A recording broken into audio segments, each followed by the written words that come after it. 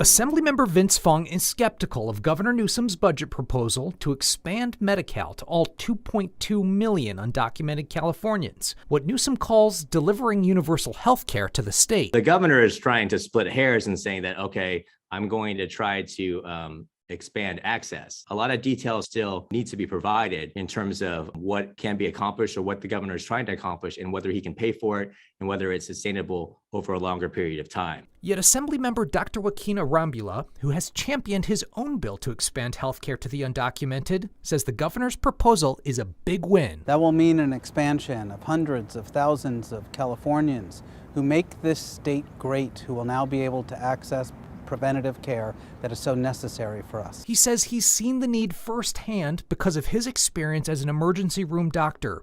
He says undocumented people would come and see me in the emergency room, oftentimes too late or late in their disease process, and know that there was so much more we could do in advance. If we're able to provide health care coverage and preventative medicine in advance, we can be more cost effective in delivering care for all who call this state home. Jose Torres is a policy and legislative advocate with Health Access California. He too reacted to Newsom's budget proposal. For the undocumented community, this is an enormous victory. Torres says he was undocumented for half of his life. For me, these are people like my tias, my tios that have lived here, contributed economically, socially, and personally. They pay taxes.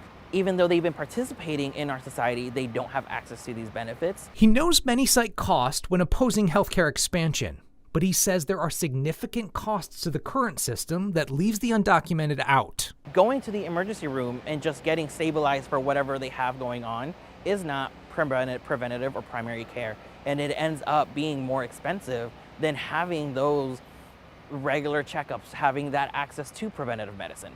Now keep in mind, Newsom's budget proposal still has a long way to go. Likely we won't know until this summer if those in favor of expanding Medi-Cal access to the undocumented will be able to get it across the finish line.